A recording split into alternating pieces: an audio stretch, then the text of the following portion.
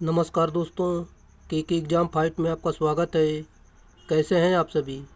उम्मीद है आप सभी सही होंगे और आपकी डीआरडी और यूपीपीसीएल, एनपीसीआईएल आदि परीक्षाओं की तैयारी अच्छी चल रही होगी। दोस्तों, इन सभी परीक्षाओं को ध्यान में रखते हुए हमने इलेक्ट्रिशियन थ्योरी से कुछ महत्वपूर्ण प्रश्नों की सीरीज स्टार्ट की है, जो कि दोस्तों ये प्रश्न प्रीवियस ईयर में पूछे गए प्रश्न होंगे। ये आपके किसी भी एग्ज़ाम के लिए महत्वपूर्ण साबित हो सकते हैं। दोस्तों, इंडिया में आईटीआई लेवल का इलेक्ट्रिशियन से संबंधित कोई भी एग्ज़ाम हो, इस सीरीज को देखकर बैठ जाना दोस्तों। यहाँ से अधिक प्रश्न आपको मिल जाएंगे। चलिए, आपका ज़्यादा टाइम न लेते हुए इन प्रश्नों की शुरुआत करते हैं। उससे पहले आपसे रिक्वेस्ट है, अगर आप चैनल पर नए हैं तो चैनल को सब्सक्राइब कर लीजिए और अपने दोस्तों में शेयर कर दीजिए। अगर हमारा पढ़ाया हुआ पसंद आ जाता है तो वीडियो को लाइक ज़रूर करना। और दोस्तों, हम एक बात और करेंगे, जो कि दोस्तों डीआरडीओ का एग्ज़ाम डेट डिक्लेयर कर दिया गया है। अगर आपको नहीं पता है तो हम आपको बता देते हैं, जैसे कि 6 जनवरी से लेकर 11 जनवरी के बीच आपका एग्ज़ाम होने वाला है डीआरडीओ का, जो कि दोस्तों आपका किसी भी दिन पड़ सकता है।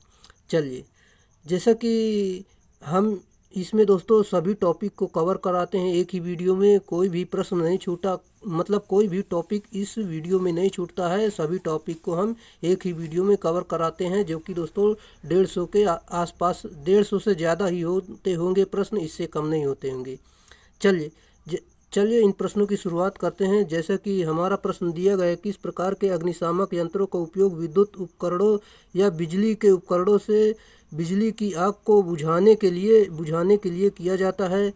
दोस्तों, बिजली से जो आग लगी होती है उसे वर्ग डी के अंतर्गत जो अग्निशामक यंत्र आते हैं उनको बुझाने के लिए किया जाता है। हाल फिलहाल इसमें सी दिया है, इसे सी माना है। चलिए, हम आगे व्याख्या से देखते हैं। जैसे कि यहाँ पर दिया भी गया है, वर्ग सी अग्निशामक यंत्रों का उपयोग विद्युत उपकरण या बिजली उपकरणों में लगी आग को बुझाने के लिए किया जाता है। इसके लिए कार्बन डाइऑक्साइड यानी CO2, हेलोन आदि शुष्क रसायन का प्रयोग किया जाता है।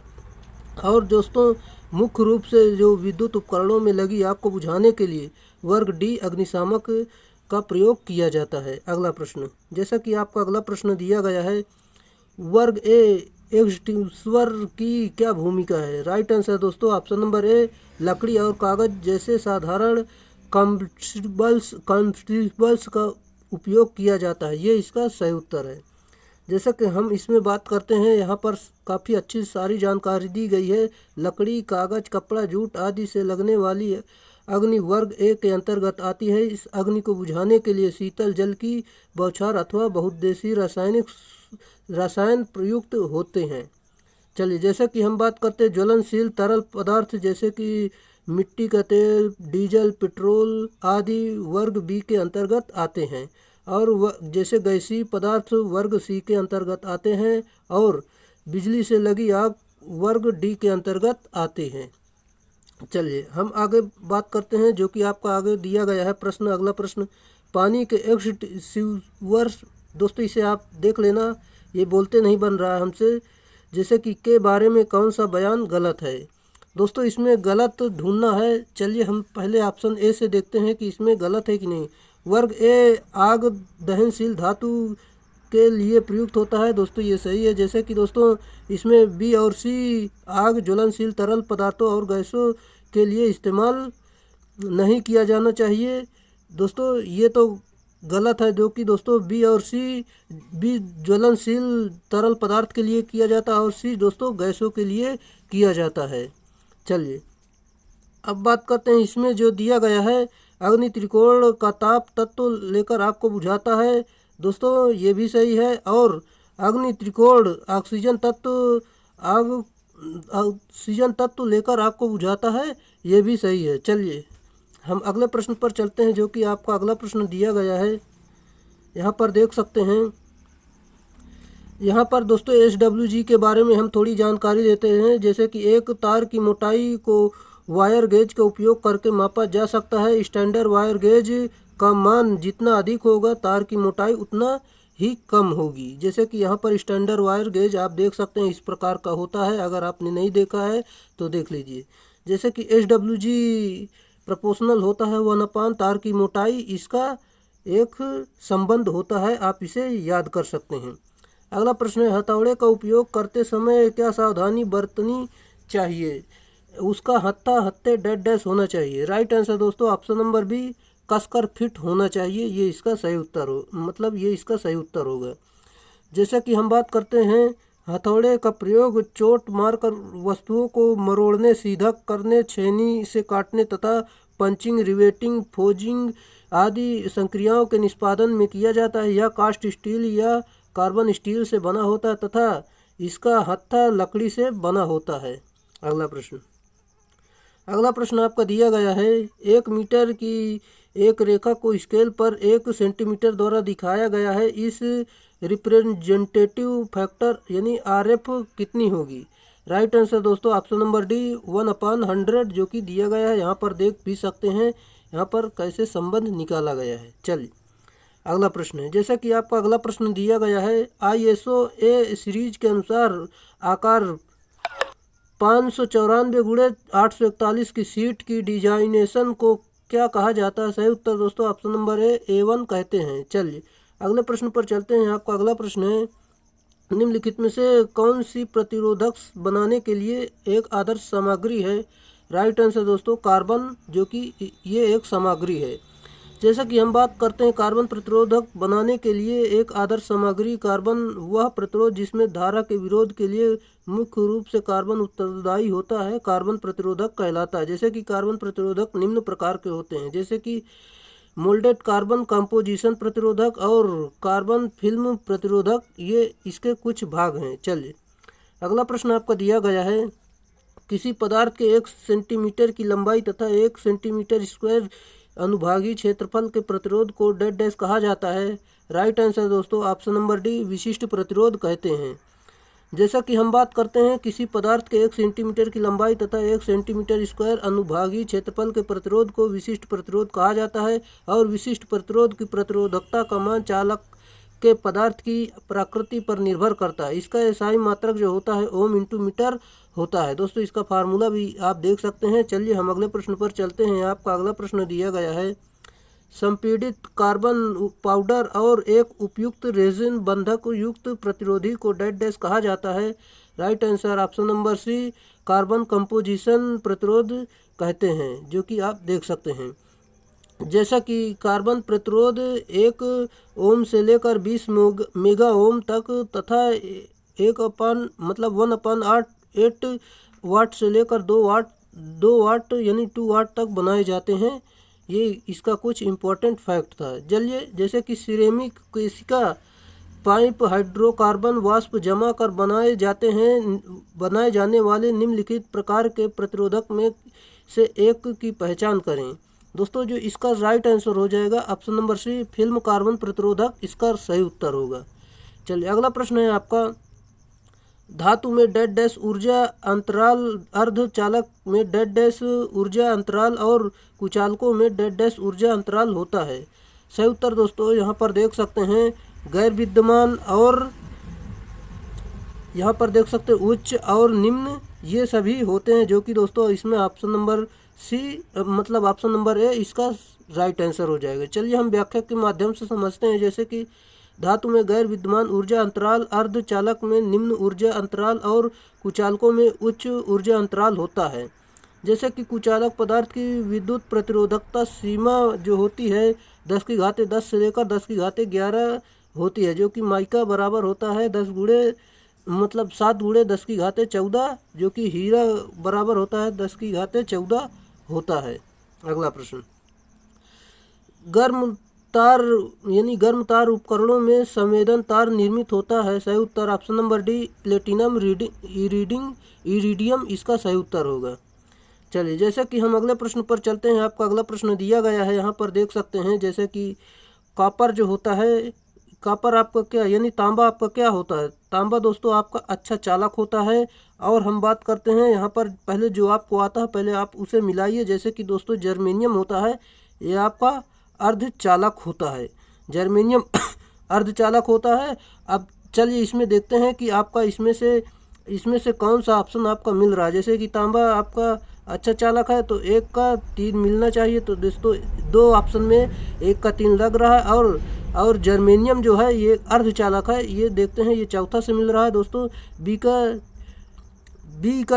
सी का जो है चौथा कौन सा है दोस्तों, ये ऑप्शन नंबर डी में मिल गया, जो कि दोस्तों ये आपका सही उत्तर हो जाएगा। जैसे कि डी जो है फेरो निकिल मिश्र धातु जो होती हैं, इसका जो होता है ये प्रतिरोध होगा। और बात करते हैं बी का जो बचा, ये दोस्तों आपका हो जाएगा लवण विलयन जो होता है विद्युत अपघट्य चालक, इसका सही उत्तर हो जाएगा यहाँ पर option number D right answer होगा, जो कि आप देख सकते हैं। चलिए यहाँ पर हम आपको बता भी देते हैं, जैसे कि तांबा अच्छे चालक होते, लवण विलयन विद्युत अपघट्य होता है, जर्मेनियम अर्धचालक, फेरो निकिल मिश्र धातु का प्रतिरोध होता है। चलिए जैसे कि आपका कॉपर के तार का भू प्रतिरोध लगभग होता है, सही उत्तर ऑप्शन नंबर ए 1 ओम होता है। अगला प्रश्न, जब एक तार या पदार्थ के एक टुकड़े को एक परिपथ में प्रतिरोध उत्पन्न करने के लिए एक घटक के रूप में प्रयोग किया जाता है तो इसे डेड डैश कहा जाता है। राइट आंसर ऑप्शन नंबर ए रजिस्टर यानी प्रतिरोधक कहते हैं। चलिए जैसा कि दोस्तों कैपेसिटर वोल्टेज परिवर्तन का विरोध करता है और इंडक्टर धारा परिवर्तन का विरोध करता है, और दोस्तों जो इसका मात्रक होता है वो ओम होता है। चलिए हम अगले प्रश्न पर चलते हैं। आपका अगला प्रश्न दिया गया है, जैसा कि बैटरी ईएमएफ में जो एक मेष में दक्षिणावर्त दिशा में करंट के प्रवाह करने का कारण बनता है उसे डेड डैश के रूप में लिया जाना चाहिए। सही उत्तर ऑप्शन नंबर डी धनात्मक ईएमएफ कहते हैं।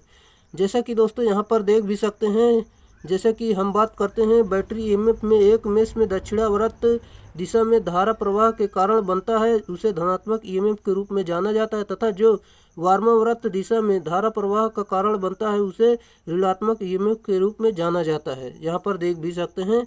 चलिए ये क्लॉकवाइज है, ये एंटी क्लॉकवाइज यहाँ पर जान सकते हैं। अगला प्रश्न दिया गया है, जैसा कि डीसी परिपथ यानी सर्किट में ऊर्जा डेड डैश के गुणन के बराबर होता है। सही उत्तर ऑप्शन नंबर सी वोल्टेज और करंट ये इसके बराबर होता है। चलिए यहाँ पर फार्मूला भी दिया गया है, आप यहाँ पर देख सकते हैं वही है। अगला प्रश्न दिया गया है, एक निश्चित तापमान के बाद प्रति डिग्री सेंटीग्रेड तापमान वृद्धि के साथ प्रतिरोधक के प्रतिरोध में वृद्धि को डेड डैश कहा जाता है। राइट आंसर दोस्तों प्रतिरोधक का ताप गुणांक इसका सही उत्तर होगा। जैसा कि दोस्तों इसमें फार्मूला दिया गया है, प्रतिरोधक का ताप गुणांक बराबर होता है प्रतिरोध में वृद्धि अपान मूल प्रतिरोध गुणे तापमान में वृद्धि, ये इसका फार्मूला है। चलिए जैसा कि हम अगले स्लाइड पर चलते हैं, जो कि आपका अगला प्रश्न दिया गया है, फ्यूज की करंट रेटिंग ऑपरेटिंग तापमान डेड डैश है। सही उत्तर ऑप्शन नंबर ए व्युत्क्रमानुपाती होता है। जैसा कि हम इसमें बात करते हैं, फ्यूज की करंट रेटिंग ऑपरेटिंग तापमान के व्युत्क्रमानुपाती होता है। फ्यूज की धारा रेटिंग फ्यूज अवयव तार की उच्चतम कार्यकारी धारा होती है, जिस पर फ्यूज सफलतापूर्वक कार्य करता है उसे उच्चतम धारा के आधार पर ही फ्यूज को डिजाइन किया जाता है। अगला प्रश्न आपका दिया गया है यहाँ पर, जैसे कि कौन सा फ्यूज आयल सर्किट ब्रेकर के विकल्प के रूप में काम करता है। राइट आंसर दोस्तों ऑप्शन नंबर बी मेटल चढ़ा हुआ तेल में डूबा हुआ फ्यूज, ये इसका सही उत्तर होगा। चलिए जैसा कि आपका अगला प्रश्न दिया गया है, मैग्नीट्यूड रिले डेड डैश भी कहा जाता है। Right answer option number C induction relay कहते हैं।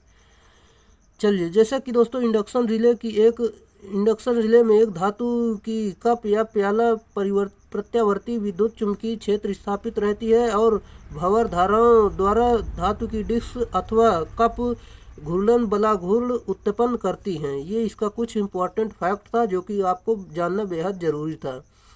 दोस्तों आपका ये डीआरडीओ का एग्ज़ाम डिक्लेयर कर दिया गया है। अगर आपको नहीं पता है तो जान लीजिए दोस्तों, 6 जनवरी से लेकर 11 जनवरी के बीच आपका एग्ज़ाम होने वाला है, जो कि दोस्तों 6 से 11 जनवरी के बीच आपका एग्ज़ाम होगा। और आप तैयारी में अच्छे से लग जाइए, क्योंकि दोस्तों डीआरडीओ एक अच्छा विभाग होता है जो कि सेंट्रल गवर्नमेंट के अंतर्गत आता है। दोस्तों इसमें काफ़ी अच्छी फैसिलिटी होती है, इससे बेस्ट तो कोई हो ही नहीं सकता। चलिए दोस्तों इस वैकेंसी को पाने के लिए आपको दिन रात मेहनत करनी पड़ेगी, क्योंकि दोस्तों इसमें सीटों की संख्या काफ़ी कम है और पूरे देश के लोग इसमें अप्लाई किए हुए हैं, इसलिए इसमें फॉर्म बहुत ज़्यादा गए हैं। इसलिए आपको ज़्यादा से ज़्यादा तैयारी करनी है और अपना सिलेक्शन पक्का करना है। चलिए दोस्तों पढ़ाई करना है आपको, चाहे जहाँ से करें लेकिन पढ़ाई करना है। चलिए जैसा कि अगला प्रश्न दिया गया है, निम्नलिखित में से कौन सा इंडक्शन टाइप रिले का उदाहरण नहीं है? Right answer option number A relaxation pole relay इसका सही उत्तर होगा। जैसा कि दोस्तों हम अगले प्रश्न पर चलते हैं। आपका अगला प्रश्न है, लेड एसिड अम्ल बैटरी में विभाजक का उद्देश्य क्या है? सही उत्तर ऑप्शन नंबर सी आंतरिक परिपथ दोष को टालने के लिए, ये इसका सही उत्तर होगा। जैसा कि हम बात करते हैं, बैटरी के अंदर विभाजक नहीं प्रयोग किए जाने पर धनात्मक तथा ऋणात्मक इलेक्ट्रोड आपस में मिलकर लघुपतित यानी शॉर्ट सर्किट हो सकते हैं। अगला प्रश्न, लेड एसिड बैटरी के विद्युत अपघट्ट में प्रयोग किया जाने वाला रसायन डैश है? राइट आंसर दोस्तों ऑप्शन नंबर ए सल्फ्यूरिक एसिड होता है। जैसे कि दोस्तों हम इसमें बात करते हैं, लेड एसिड बैटरी द्वितीयक प्रकार की संचायक बैटरी होती है और लेड एसिड बैटरी में धनात्मक इलेक्ट्रोड हेतु लेड परऑक्साइड तथा ऋणात्मक इलेक्ट्रोड हेतु लेड का प्रयोग किया जाता है। जैसा कि अगला पॉइंट है, लेड एसिड बैटरी के अंदर विद्युत अपघट्ट के लिए प्रयुक्त अशुद्ध जल तथा सल्फ्यूरिक अम्ल का अनुपात जो है 3:1 होता है। अगला प्रश्न, निकल आयरन सेल में क्या है? राइट आंसर दोस्तों ऑप्शन नंबर बी नम द्वितीयक सेल, ये इसका सही उत्तर होगा। बाकी दोस्तों आप जानकारी देख सकते हैं। हम अगले प्रश्न पर चलते हैं, जो कि आपका अगला प्रश्न दिया गया है सिंपल सा है दोस्तों, जो कि विद्युत रासायनिक तुल्यांक का मात्रक क्या होता है? राइट आंसर दोस्तों ऑप्शन नंबर बी ग्राम प्रति कूलाम इसका सही उत्तर होगा। अगला प्रश्न, भंवर धारा एडी करंट का दूसरा नाम क्या है? सही उत्तर दोस्तों ऑप्शन नंबर ए फॉकाल्ट करंट, यानी दोस्तों देख सकते हैं इसका नाम दूसरा जो कि दिया गया है। अगला प्रश्न, धारावाही चालक में बल की दिशा डैश का उपयोग करके निर्धारित किया जा सकता है? सही उत्तर ऑप्शन नंबर सी फ्लेमिंग के बाएं हाथ का नियम इसमें प्रयोग किया जाता है। जैसा कि हम बात करते हैं, धारावाही चालक में गति की दिशा ज्ञात करने के लिए फ्लेमिंग के बाएं हाथ का नियम का प्रयोग किया जाता है। जब इंड्यूस्ड ईएमएफ या इंड्यूस्ड करंट का पता करना होता है तो फ्लेमिंग के राइट हैंड रूल का प्रयोग किया जाता है, यानी उपयोग करते हैं। अगला प्रश्न, शैथिल्यहानियाँ यानी हिस्टेरेसिस लॉस किस सूत्र द्वारा ज्ञात की जाती हैं? राइट आंसर दोस्तों ऑप्शन नंबर डी, जो कि देख सकते हैं ये इसका सही उत्तर होगा। चलिए, जैसा कि हम बात करते हैं यहाँ पर शैथिल्यहानियाँ, इसमें फार्मूला दिया गया है, जो कि दोस्तों देख सकते हैं WH यहाँ पर किसको प्रदर्शित करता है? हिस्टेरेसिस हानि, और बी मैक्स जो अधिकतम चुंबकीय फ्लक्स घनत्व को प्रदर्शित करता है, F जो आवृत्ति, और V जो है यहाँ पर कोर का आयतन, और नीटा जो है हिस्टेरेसिस नियतांक को प्रदर्शित करता है। चलिए, उम्मीद है समझ में आया होगा। चलिए अगले प्रश्न पर चलते हैं। फ्लेमिंग के दाएं हाथ के नियम में अंगूठा प्रदर्शित करता है? सही उत्तर दोस्तों ऑप्शन नंबर डी चालक की गति की दिशा को प्रदर्शित करता है। चलिए, बाकी आप सभी को पता ही होगा फ्लेमिंग का दाएं हाथ का नियम। चलिए अगले प्रश्न है, स्टार कनेक्शन में न्यूट्रल तार डैश के कॉमन पॉइंट से लिया जाता है? सही उत्तर ऑप्शन नंबर डी 3 वाइंडिंग्स इसका राइट आंसर होगा। जैसा कि दोस्तों स्टार कनेक्शन देख सकते हैं, यहाँ स्टार कनेक्शन दिया गया है। डेल्टा स्टार कनेक्शन के लिए देख सकते हैं VL बराबर √3 VP, इसका फार्मूला भी देख सकते हैं दोस्तों। डेल्टा के लिए भी देख सकते हैं। चलिए हम अगले प्रश्न पर चलते हैं दोस्तों। यहाँ से काफ़ी अच्छे प्रश्न बनते हैं, सवाल बनते हैं, इसे आप याद रखिए। चलिए अगला प्रश्न है आपका, एक चक्र में किसी AC के EMF या विद्युत धारा के सर्वोच्चतम मान को डैश कहा जाता है? Right answer option number D peak value कहते हैं। जैसा कि दोस्तों यहाँ पर हम देख सकते हैं, जैसे कि एक चक्र में किसी AC के EMF या विद्युत धारा के सर्वोच्चतम मान को पीक वैल्यू कहा जाता है। इसे श्रृंग मान या शीर्ष मान, शिखर मान या आयाम आदि नामों से भी जाना जाता है। इसका फार्मूला भी आप देख सकते हैं। अगला प्रश्न आपका दिया गया है, जैसे कि दोस्तों निम्नलिखित विधियों में से एक को पहचाने जो केवल 3 फेज के लोड की आपूर्ति करने में सक्षम है? Right answer option number D delta connection इसका राइट आंसर है, जो कि दोस्तों यहाँ पर देख सकते हैं। चलिए, इस डेल्टा के लिए यहाँ पर दिया गया फार्मूला और स्टार के लिए ये भी दिया गया है। चलिए अगला प्रश्न है आपका, अगला प्रश्न दिया गया है, 2 संधारित्र जिनमें से प्रत्येक की धारिता 32 माइक्रो ओम है, श्रेणी में लगे हुए हैं, कुल धारिता क्या होगी? दोस्तों सिंपल सा है, ये फार्मूला रखना है आपको, यहाँ पर अपान में रख के इसे हल कर लेंगे, आपका तो 16 आपका सही उत्तर हो जाएगा। Option number C right answer है। अगला प्रश्न, विशुद्ध धारक परिपथ में यदि आवृत्ति घटाकर मूल आवृत्ति के 1/4 कर दी जाए तो धारा कितनी होगी? सही उत्तर दोस्तों ऑप्शन नंबर डी, धारा जो है 1/4 हो जाएगी, ये इसका सही उत्तर होगा।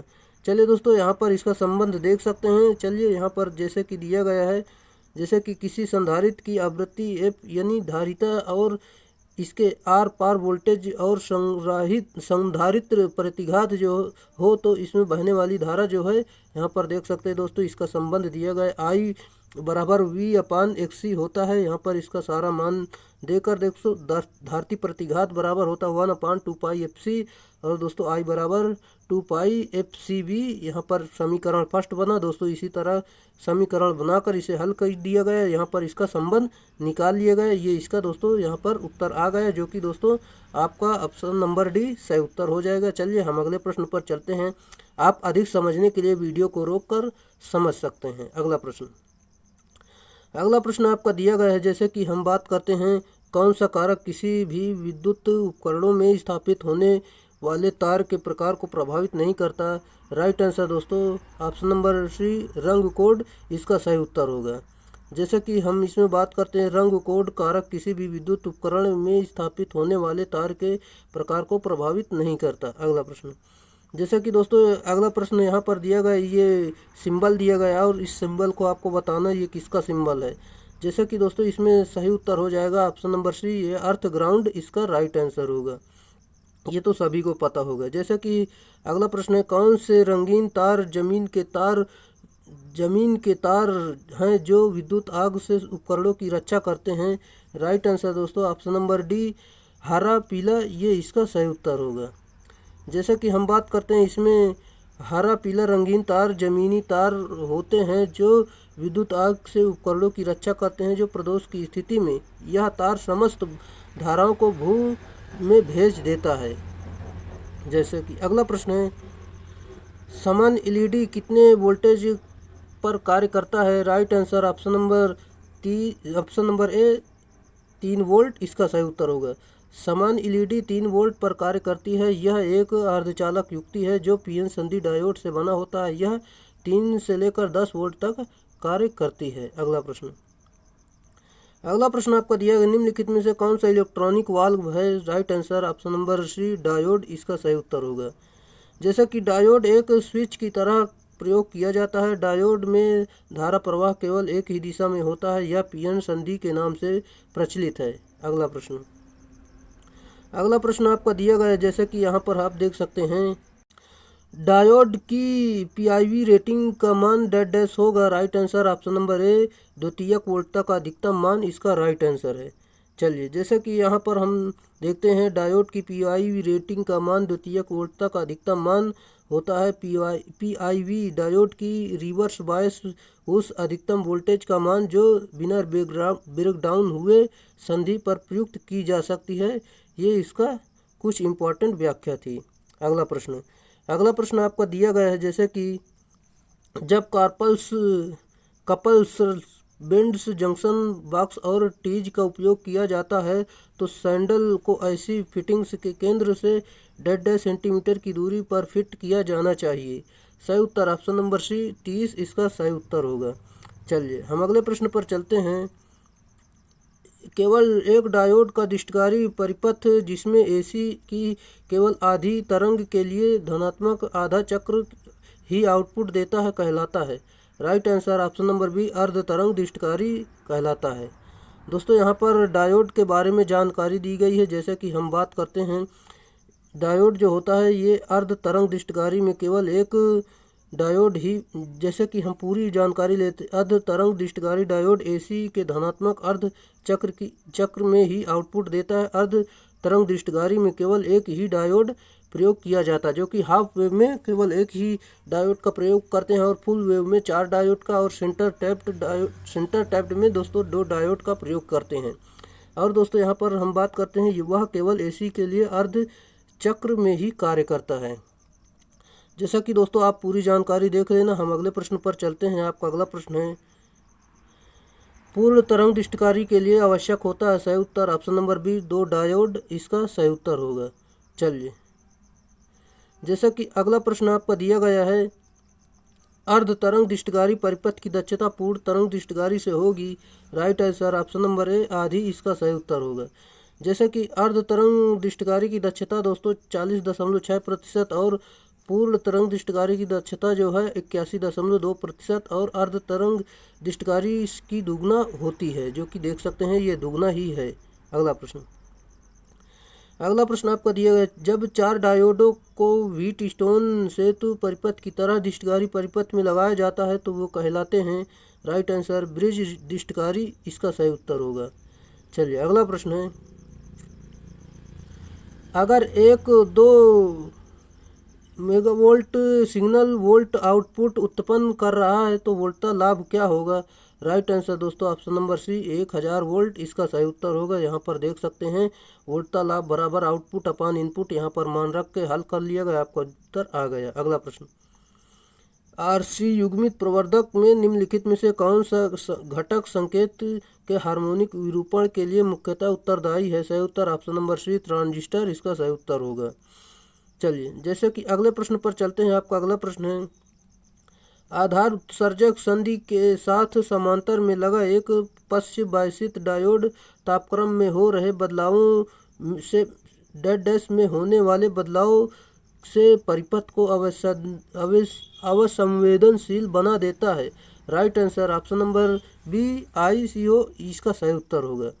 जैसा कि इसमें हम बात करते हैं, यहाँ पर पूरी जानकारी वही दी गई है, आप चाहे तो देख सकते हैं। हम अगले प्रश्न पर चलते हैं, किस प्रकार के लाभ हेतु CB विन्यास का प्रयोग किया जाता है। सही उत्तर ऑप्शन नंबर ए विभव इसका राइट आंसर होगा। अगला प्रश्न, एम्पलीफायर में ऋणात्मक फीडबैक के फलस्वरूप निम्न में से क्या होता है। सही उत्तर ऑप्शन नंबर डी वोल्टेज लब्धि कमी, ये इसका सही उत्तर होगा। जैसा कि दोस्तों यहाँ पर पूरी जानकारी देख भी सकते हैं। हम अगले प्रश्न पर चलते हैं। आपका अगला प्रश्न है, वर्ग डैश संधि प्रवर्धक पावर एम्पलीफायर को इस प्रकार अभिन्नत किया जाता है कि आउटपुट धारा इनपुट सिग्नल के पूरे चक्र के दौरान प्रवाहित होती है। सही उत्तर ऑप्शन नंबर ए इसका सही उत्तर होगा। चलिए, जैसे कि दोस्तों यहाँ पर हम देखते हैं, यहाँ पर आप देख सकते हैं, अब जैसे कि इसके पॉइंट के माध्यम से कुछ जानकारी दी गई है, हम जान लेते हैं। वर्ग ए एम्पलीफायर की फिडेलिटी सर्वोत्तम, डिस्टॉर्शन न्यूनतम तथा आउटपुट पावर कम होती है और दोस्तों इसकी दक्षता जो है 20 से 35% तक होती है। और वर्ग ए एम्पलीफायर को प्री एम्पलीफायर तथा ऑडियो एम्पलीफायर के रूप में जाना जाता है, यानी फ्रीक्वेंसी के रूप में जाना जाता है। अगला प्रश्न, प्रवर्धक यानी एम्पलीफायर के रूप में ज़्यादातर किस प्रकार के कॉन्फ़िगरेशन का प्रयोग किया जाता है। सही उत्तर ऑप्शन नंबर ए CE यानी कॉमन इमीटर इसका सही उत्तर होगा। अगला प्रश्न आपका दिया गया है, विद्युतीय युक्ति जिसमें थायरिस्टर और ट्रांजिस्टर के संयुक्त गुण पाए जाते हैं वो। सही उत्तर ऑप्शन नंबर डी GTO कहलाते हैं। जैसे कि दोस्तों अगले प्रश्न पर चलते हैं, वह युक्ति जिसमें ऋणात्मक प्रतिरोध क्षेत्र पाया जाता है। सही उत्तर ऑप्शन नंबर डी UJT इसका सही उत्तर होगा। जैसा कि दोस्तों हम और जान लेते हैं, UJT N प्रारूपी सिलिकॉन अर्धचालक पर एक PN संधि से निर्मित इकाई है। चलिए, जैसे कि अगले प्रश्न पर चलते हैं। जैसे कि दोस्तों UGT देख सकते हैं, इसका सिंबल भी पूछा जाता है एग्जाम में। एक UJT में डैश टर्मिनल्स होते हैं। सही उत्तर ऑप्शन नंबर सी 3 टर्मिनल होते हैं। दोस्तों यहाँ पर देख सकते हैं UJT जो कि दिया गया है। अगला प्रश्न, जैसा कि दोस्तों UJT जो है N प्रारूपी सिलिकॉन अर्धचालक पर एक PN संधि से निर्मित होता है। चलिए, अगले प्रश्न पर चलते हैं। आपका अगला प्रश्न है, जो कि गेट से संबंधित प्रश्न आने लग गए हैं। हमने दोस्तों हर टॉपिक को कवर किया है, कोई ऐसा टॉपिक नहीं है जो छूट गया है। दोस्तों ये अगर आप रोज़ इस वीडियो को देखते हैं तो रोज़ दोस्तों आपको हर टॉपिक से 6-6, 7-7 प्रश्न मिलते होंगे दोस्तों, जो कि आपके लिए एग्ज़ाम के लिए काफ़ी महत्वपूर्ण साबित होंगे। चलिए दोस्तों, अगर दोस्तों 15-20 दिन देख लेते हैं तो लगभग आपका पूरा सिलेबस ही कवर हो जाएगा। जो कि दोस्तों अगर इस एक से 5-5, 4-4, 5-5 प्रश्न लेंगे तो कितने होते हैं। इतने बहुत ज़्यादा प्रश्न हो जाते हैं जो कि दोस्तों लगभग आपका सिलेबस बहुत अच्छे से कवर हो जाएगा। चलिए, जैसा कि इनपुट में कौन से संयोजक के लिए नैंड गेट का उत्पादन कम है। राइट आंसर दोस्तों ऑप्शन नंबर डी 1.1 इसका सही उत्तर होगा। दोस्तों नैंड गेट का सिंबल भी आप देख सकते हैं जैसे कि दिया गया है। चलिए अगले प्रश्न पर चलते हैं। यहाँ पर देख सकते हैं नैंड गेट के में दोनों इनपुट उच्च होने पर आउटपुट शून्य होता है। अगला प्रश्न आपका दिया गया है जैसे कि द्विधारी यानी बाइनरी द्विधारी जो है बिट्स में अधिक जोड़ने के लिए इस्तेमाल किए जाने वाले लॉजिक सर्किट को कहा जाता है। सही उत्तर ऑप्शन नंबर सी पूर्ण योजक इसका सही उत्तर होगा।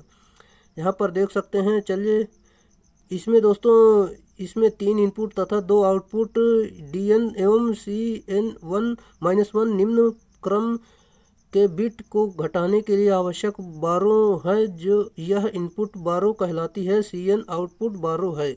अगला प्रश्न, फ्लिप फ्लॉप जिसमें 2 JK फ्लिप फ्लॉप इस्तेमाल की जाती हैं। सही उत्तर option number A master slave flip flop इसका सही उत्तर होगा। चलिए अगला प्रश्न आपका दिया गया है एक घर के वायरिंग परिपथ में लैंप कैसे जोड़े जाते हैं। सही उत्तर ऑप्शन नंबर डी सभी समांतर में जोड़े जाते हैं। चलिए जैसे कि दोस्तों सीरीज में जोड़ने वाले वोल्टेज ड्रॉप जो है I2R का मान अधिक हो जाएगा क्योंकि उसका प्रतिरोध बढ़ जाता है। और दोस्तों सीरीज में अगर जोड़ देंगे सारे कनेक्शन तो दोस्तों अगर एक जगह एक वस्तु मान लो एक जो जैसे कि आपकी AC एक मान लो आपका फैन ख़राब हो गया सीरीज में जुड़ा है तो दोस्तों और सारे आपके नहीं चलेंगे। चलिए जैसा कि घरेलू वायरिंग में एल्बो का उपयोग तार की दिशा को डेड डैश बदलने के लिए किया जाता है। Right answer option number D 90 degree. चलिए अगला प्रश्न है नियमों के अनुसार मुख्य स्विच बोर्ड को आउटपुट किया बोर्डों को माउंट किया जाना चाहिए ताकि फर्श से स्विच बोर्ड के आधार की दूरी डेड डैश से कम ना हो। Right answer option number B 1.5 metre इसका सही उत्तर होगा। जैसा कि हम बात करते हैं फर्श से स्विच बोर्ड जो है जो दूरी होती है 1.5 मीटर होती है। मुख्य डिस्ट्रीब्यूशन बोर्ड की फर्श से जो दूरी होती है 2 मीटर। वायरिंग छत से 0.5 मीटर से नीचे और ट्यूब पॉइंट और बत्ती पॉइंट छत से 0.5 मीटर नीचे। दीवार की जो मोटाई बराबर जो होता है 0.3 मीटर जो कि इसके कुछ इम्पोर्टेंट पॉइंट हैं जो कि दोस्तों आपके एग्ज़ाम में काफ़ी पूछे जाते हैं। अगला प्रश्न भारतीय मानकों के अनुसार सामान्य सीलिंग रोज को जोड़ते समय कौन सी शर्त का पालन किया जाना चाहिए। राइट आंसर दोस्तों ऑप्शन नंबर डी सीलिंग रोज से सिर्फ एक लचीली तार बंधी जानी चाहिए। ये उसका इम्पोर्टेंट प्रश्न है आंसर है। अगला प्रश्न किस प्रकार की DC मशीनों में अवशिष्ट चुंबकत्व यानी रेजिडुअल मैग्नेटिज्म की आवश्यकता है। सही उत्तर ऑप्शन नंबर है स्व उत्तेजित जनरेटर इसका सही उत्तर होगा।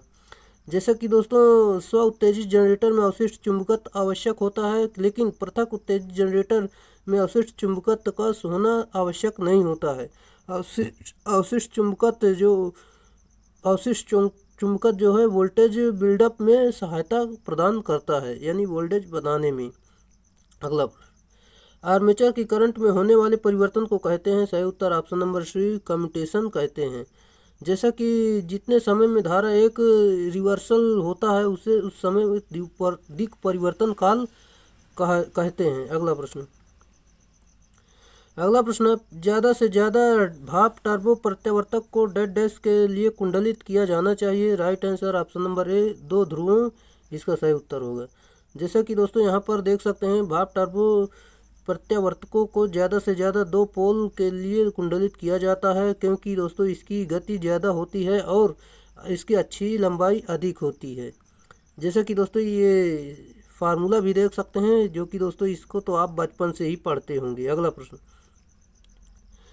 स्विनबर्न जांच पद्धति में DC मशीन किस रूप में चलती है। सही उत्तर ऑप्शन नंबर सी शून्य लोड पर जुड़ा जनरेटर इसका राइट आंसर होगा। अगला प्रश्न आपका दिया गया है अलग उत्तेजित यानी सेपरेटरी एक्साइटेशन के लिए किस प्रकार के स्रोत का उपयोग नहीं किया जाता है। सही उत्तर ऑप्शन नंबर सी सोलर का प्रयोग नहीं करते। बाकी दोस्तों DC जनरेटर स्टोरेज बैटरी और रेक्टिफाइड का प्रयोग करते हैं। जैसे कि दोस्तों यहाँ पर हम बात करते हैं पृथक उत्तेजित जनरेटर जो है, जनरेटर का उपयोग जहाँ कम वोल्टता तथा उच्च धारा की आवश्यकता होती है तथा क्षेत्र धारा को नियंत्रित करना पड़ता वहाँ किया जाता है। अगला प्रश्न है आपका, जैसे कि डीसी जनरेटर के निम्न ब्रश घर्षण के गुणांक अधिमान मान क्या होगा? सही उत्तर दोस्तों ऑप्शन नंबर डी 0.35 इसका सही उत्तर होगा। जैसा कि हम बात करते हैं डीसी जनरेटर में ब्रश का कम्यूटेटर से विद्युत धारा एकत्र करके बाह्य परिपथ में भेजना होता है और प्रायः ब्रश कार्बन से बने होते हैं क्योंकि कार्बन का प्रतिरोध तांबे की अपेक्षा अधिक होता है जिससे कि स्पार्किंग नहीं होती है। जैसे कि अगला पॉइंट है, छोटी मशीनों में ब्रश ताम्र धातु के व बॉडी मशीनें के ब्रश कार्बन ग्रेफाइट के बने होते हैं। अगला प्रश्न है आपका दिया गया है, जैसे कि दोस्तों यहाँ पर देख सकते हैं किसी डीसी मशीन में निम्नलिखित में से कौन सा मैग्नेटिक पोल के बीच चुंबकीय परिपथ को पूर्ण करता है? दोस्तों इसका जो राइट आंसर हो जाएगा ऑप्शन नंबर ए योक इसका सही उत्तर होगा। जैसा कि हम बात करते हैं डीसी मशीन में योक मैग्नेटिक पोल के बीच चुंबकीय परिपथ को पूर्ण करता है तथा कम्यूटेटर का कार्य जो है कम्यूटेटर का जो कार्य है एसी को डीसी में बदलना होता है और सिरा प्लेटों शाफ्ट को स्थायित्व प्रदान करती है तथा पोल सु चुंबकीय क्षेत्र स्थापित करता है। अगला प्रश्न आपका, सीरीज मोटरों का उपयोग निम्नलिखित में से किस में किया जाता है? सही उत्तर ऑप्शन नंबर ए सी भारोत्तोलन यंत्रों यानी क्रेन में करते हैं। जैसे कि दोस्तों यहाँ पर अधिक जानकारी देख लेते हैं, जैसे कि जहाँ उच्च प्रारंभिक बलाघूर्ण की आवश्यकता होती है वहाँ पर सीरीज मोटर का प्रयोग किया जाता है।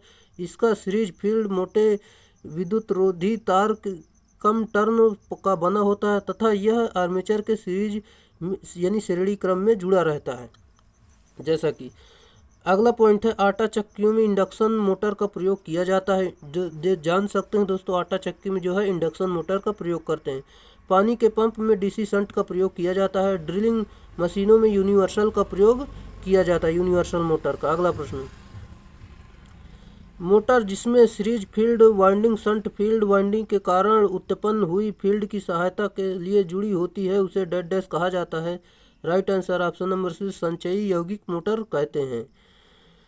जैसा कि दोस्तों यहाँ पर देख सकते हैं वह मोटर जिसमें series field winding shunt field winding के कारण उत्पन्न हुई फील्ड की सहायता के लिए जुड़ी होती है उसे संचयी यौगिक मोटर कहा जाता है। दोस्तों यहाँ पर देख सकते हैं, चलिए यहाँ पर देखते हैं जैसे कि इसमें श्रेणी तथा शंट फील्ड में धारा एक ही दिशा में प्रवाहित होती है, इसीलिए इसका प्रयोग बेलन मिल तथा भारी मशीन टूल्स में किया जाता है। और दोस्तों विभेदी यौगिक मोटर में series field winding shunt field winding का विरोध करती है क्योंकि इसमें शंट तथा सीरीज फील्ड धारा विपरीत दिशा में प्रवाहित होती है। अगला प्रश्न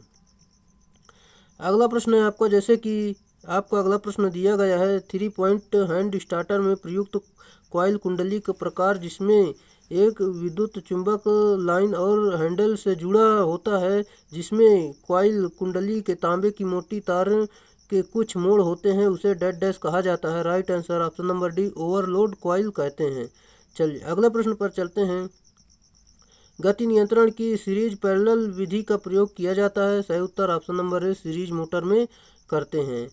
जैसा कि दोस्तों इस विधि में सीरीज फील्ड वाइंडिंग को 2 अर्ध भागों में बनाया जाता है। सामान्य गति प्राप्त करने के लिए दोनों अर्ध भागों को सीरीज क्रम में यानी श्रेणी क्रम में संयोजित रहने दिया जाता है और सामान्य से अधिक गति प्राप्त करने के लिए इन्हें एक चेंज ओवर स्विच की सहायता से समांतर क्रम में संयोजित कर दिया जाता है। अगला प्रश्न, स्टेपर मोटर में प्रयोग किया जाने वाला रोटर होता है। Right answer option number B स्थायी चुंबकीय प्रकार का होता है। अगला प्रश्न, डीसी मोटर को स्टार्ट करने पर आप देखते हैं कि वह झटके में चालू होता है, इस प्रभाव का दोष क्या है? Right answer option number C starter का कंस्टेंट गड्ढा युक्त है, ये इसका सही उत्तर हो जाएगा। अगला प्रश्न, एक स्थिर वोल्टेज आपूर्ति से जुड़े गए 3 किलोवाट वाले डीसी शंट मोटर का वेग 2000 आरपीएम है। इस वेग को 2500 आरपीएम तक परिवर्तित करना है, किस वेग का नियंत्रित विधि प्रयोग करेगी?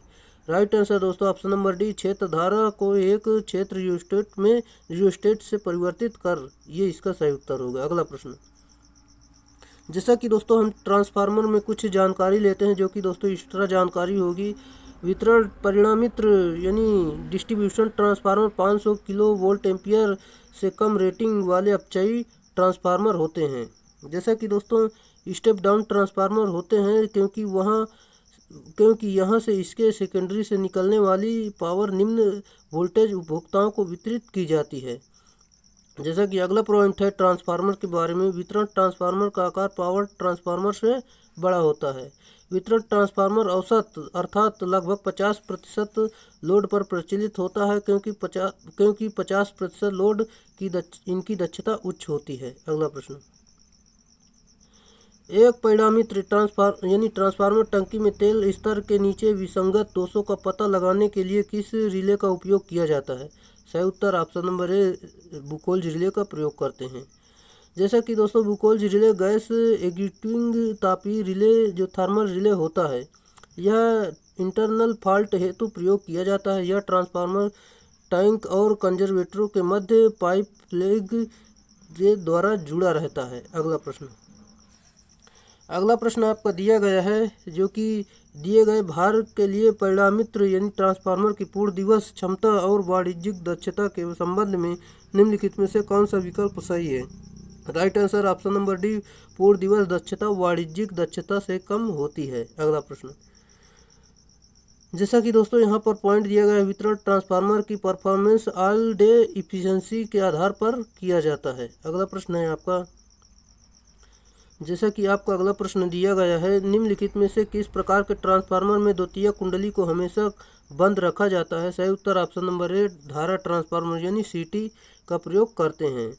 जैसा कि दोस्तों सीटी के बारे में आप सभी जानते ही होंगे। जैसे कि चलिए हम अगले प्रश्न पर चलते हैं। आपका अगला प्रश्न है, बैटरी संतुलन battery balancing circuit dead dash में वृद्धि करता है। Right answer option number B, battery के जीवन काल, इसका सही उत्तर होगा।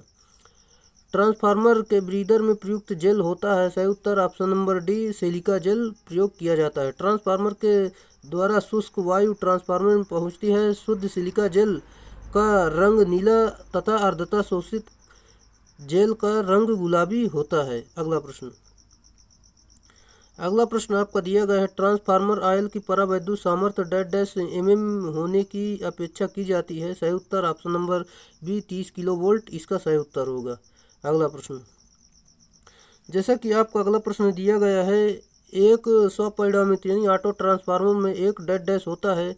राइट आंसर दोस्तों, ऑटो ट्रांसफार्मर जो होता है ये ऑटोमेटिक यानी स्वचालित ट्रांसफार्मर होता है। अगला प्रश्न,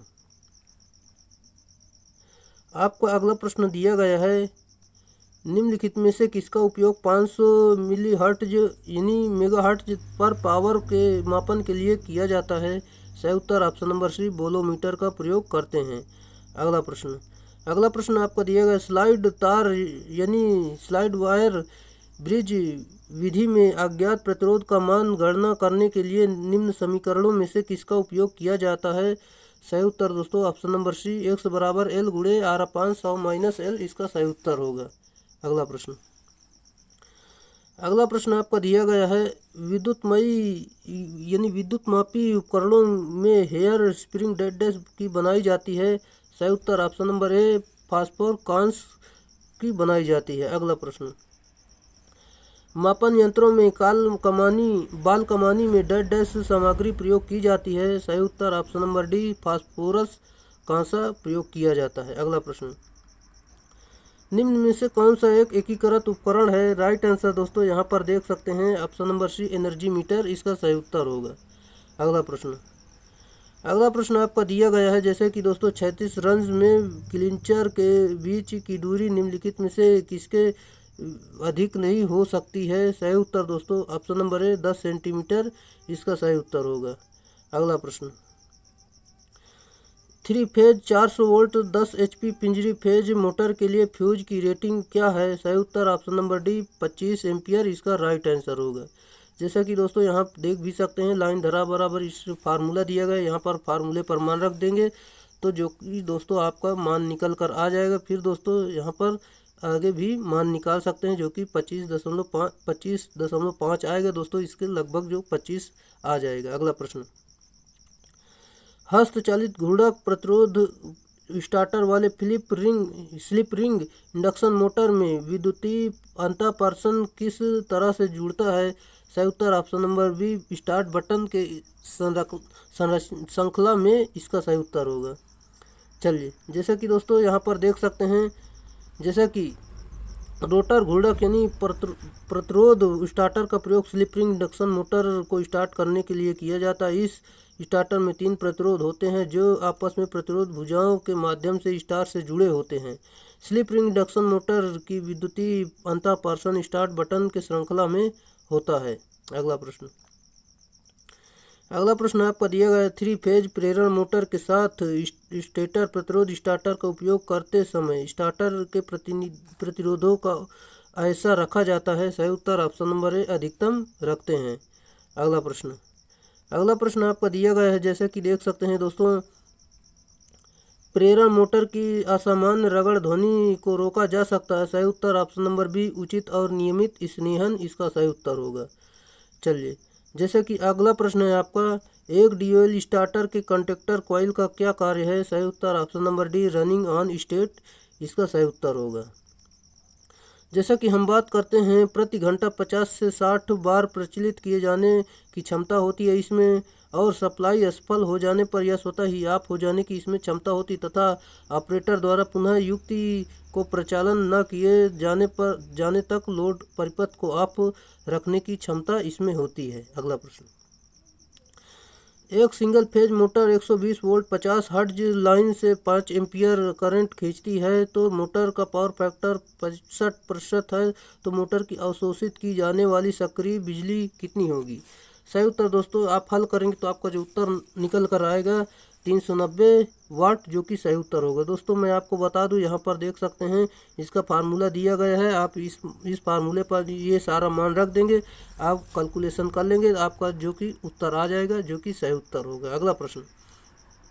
अगला प्रश्न आपका दिया गया है, जो कि देख सकते हैं,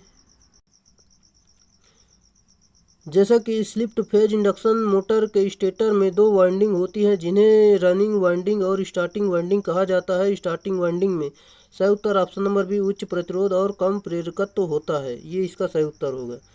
जैसा कि हम इसमें बात करते हैं साथियों, जैसे कि स्टार्टिंग वाइंडिंग उच्च प्रतिरोध तथा निम्न प्रेरकत्व होता है, इसमें रनिंग वाइंडिंग में कम प्रतिरोध तथा उच्च प्रेरकत्व होता है। चलिए अगले प्रश्न पर चलते हैं दोस्तों, ये फार्मूला भी आप ध्यान रखें। अगला प्रश्न, घरेलू मिक्सर में किस प्रकार का विद्युत मोटर प्रयोग किया जाता है? दोस्तों आप सभी लोग जानते होंगे, यूनिवर्सल मोटर का प्रयोग करते हैं। चलिए अगला प्रश्न, यदि किसी भवन की वायरिंग में 60 वाट बल्बों के 20.4 पंखे और प्रत्येक 100 वाट के हैं, तो 240 सप्लाई सिस्टम के लिए अनुमोदित इंसुलेशन प्रतिरोध कितना होगा? दोस्तों इसको आपको हल करना है, हमारी क्लास में आया करें तो पेन और कॉपी लेकर जरूर बैठा करें, जो सवाल सामने आए उसे आप हल जरूर करें। जैसे कि दोस्तों इसमें हम बता देंगे, जैसे कि दोस्तों इसका फार्मूला यहाँ पर मान, पहले तो ये पूरा बल्ब का पूरा निकाले, पंखे का पीछे जोड़ दिया गया 1600 आएगा, फिर दोस्तों इसे किलो में बदल लेंगे, किलो का मान इतना आ जाएगा, फिर दोस्तों इसमें मान रख देंगे तो आपका जो उत्तर निकल कर आ जाएगा, यहाँ पर देख सकते हैं ऑप्शन नंबर ए इसका सही उत्तर होगा, जो कि 2.08 मेगा ओम, जो कि सही उत्तर होगा। दोस्तों यहाँ पर देख भी सकते हैं आप, इतना उत्तर आ गया। दोस्तों कैलकुलेशन करिए और इसके उत्तर का मिलान जरूर करें कि इतना उत्तर आ रहा है या नहीं आ रहा है। जैसा कि कोई 8 पोल का प्रत्यावर्तक 750 आरपीएम पर चल रहा है, तो इस प्रत्यावर्तक यानी अल्टरनेटर की आवृत्ति क्या होगी? दोस्तों सिंपल सा है, इस फार्मूले पर मान रखेंगे तो आपका मान आ जाएगा, जो कि 50 हर्ट्ज सही उत्तर होगा। अगला प्रश्न, प्रत्यावर्तक के क्षेत्र परिपथ की डैश से प्रदायी होती है, सही उत्तर ऑप्शन नंबर बी, दिष्टहारा इसका सही उत्तर होगा। अगला प्रश्न, किसी प्रत्यावर्तित अल्टरनेटर को उत्तेजित करने के लिए एक्साइटर डैश होता है, सही उत्तर option number A, shunt generator का प्रयोग करते हैं। अगला प्रश्न, किसके मदद के साथ एक एसी जनरेटर बिजली की ऊर्जा को बाहरी भार के लिए संचारित करता है? सही उत्तर option number C, slip ring इसका सही उत्तर होगा। जैसा कि दोस्तों आर्मेचर वाइंडिंग में उत्पन्न विद्युत वाहक बल स्लिप रिंग की सहायता से बाह्य परिपथ को दिया जाता है। इसमें स्लिप रिंगों की संख्या 2 होती है। अगला प्रश्न, निम्नलिखित में से कौन सी मोटर प्रेरण इंडक्शन मोटर के समान होती है? सही उत्तर ऑप्शन नंबर ए अतुल्यकालिक यानी सिंक्रोनस मोटर होती है। जैसा कि दोस्तों हम इसमें बात करते हैं, अतुल्यकालिक मोटर सिंक्रोनस मोटर चाल पर नहीं चल सकती, क्योंकि तुल्यकालिक चाल पर प्रेरण मोटर में उत्पन्न बड़ा घूर्ण का मान शून्य हो जाता है, इसलिए इसे अतुल्यकालिक मोटर कहते हैं। अगला प्रश्न, निम्नलिखित में से कौन सी मशीन विद्युत ऊर्जा को यांत्रिक ऊर्जा में परिवर्तित करती है? सही उत्तर ऑप्शन नंबर बी तुल्यकालिक यानी सिंक्रोनस मोटर इसका सही उत्तर होगा। जैसा कि दोस्तों तुल्यकालिक मोटर विद्युत ऊर्जा को यांत्रिक ऊर्जा में परिवर्तित करती है, जबकि डायनामो यांत्रिक ऊर्जा को विद्युत ऊर्जा में परिवर्तित करता है। अगला प्रश्न, तुल्यकालिक मोटर है, सही उत्तर दोस्तों ऑप्शन नंबर डी अस्वचालित मोटर होती है। दोस्तों इसे स्वचालित बनाने के लिए दोस्तों इसमें पोनी मोटर, डीसी मोटर और सेल्फ स्टार्टिंग विधि का प्रयोग किया जाता है। अगला प्रश्न, पास और तरंग कुंडली के लिए पश्च अंतराल और अग्र अंतराल की संख्या डैश डैश होनी चाहिए। सही उत्तर ऑप्शन नंबर सी दोनों विषम होनी चाहिए। अगला प्रश्न, जैसा कि आपका अगला प्रश्न है, यदि ध्रुव स्पान या कॉइल पिच के बराबर हो तो कुंडलन कहलाता है। सही उत्तर option number B full pitched कहलाता है। चलिए, जैसा कि आपका अगला प्रश्न है, कुंडली के पक्षों की संख्या कुंडली की संख्या का डैश डैश गुना होता है। सही उत्तर ऑप्शन नंबर बी 2 गुना होता है। यहाँ पर देख भी सकते हैं। चलिए हम अगले प्रश्न पर चलते हैं। आपका अगला प्रश्न है, दिष्ट धारा डीसी मशीन में 6 पोल लैप कुंडली का प्रयोग किया जाता है, समांतर पथों की संख्या क्या होगी? दोस्तों 6 ही होगी, जो कि दोस्तों लैप बराबर मतलब लैप में जो होता है पोलों की संख्या और समांतर पथों की संख्या बराबर होती है, और जो दोस्तों वेव में होता है उसमें 2 होता है। अगला प्रश्न, निम्न में दिए गए किस स्थिति में अधिकतम लेवल का उद्दीपन की आवश्यकता होती है? सही उत्तर option number D fine machine work इसका सही उत्तर होगा। चलिए अगला प्रश्न है आपका, स्विच ऑन किए जाने पर छत का पंखा यदि कम चाल से उसी दिशा में घूमना शुरू कर दे तब यह समझना चाहिए कि सही उत्तर दोस्तों ऑप्शन नंबर सी कैपेसिटर खराब हो गया है। चलिए अगले प्रश्न पर चलते हैं। सुरक्षा के दृष्टिकोण से स्विचों को निम्नलिखित का नियंत्रण करना चाहिए। Right answer option number B phase तार इसका सही उत्तर होगा। अगला प्रश्न, घरों में पंखे और लैंप निम्नलिखित से जुड़े होते हैं। सही उत्तर ऑप्शन नंबर बी समांतर से जुड़े होते हैं। अगला प्रश्न आपका दिया गया है, जो कि दोस्तों देख सकते हैं, two way single pole switch निम्नलिखित कनेक्शन का कंट्रोल करता है। सही उत्तर दोस्तों यहाँ पर दोस्तों देख सकते हैं, एक वायर का 2 स्थितियों में, ये इसका सही उत्तर होगा। जैसा कि आपका अगला प्रश्न दिया गया है, यहाँ पर देख सकते हैं, जैसे कि देख सकते हैं आपका विभिन्न प्रकार के प्रक्रिया नियंत्रण के लिए अलग अलग मशीनों और यंत्र संरचनाओं का मोशन फीड करने हेतु विद्युत ऊर्जा को यांत्रिक ऊर्जा में परिवर्तित करने वाली एक इलेक्ट्रोमैकेनिकल डिवाइस को क्या कहा जाता है? सही उत्तर दोस्तों यहाँ पर देख सकते हैं, ऑप्शन नंबर ए इलेक्ट्रिक ड्राइव कहते हैं। अगला प्रश्न आपका दिया गया है, जो कि देख सकते हैं।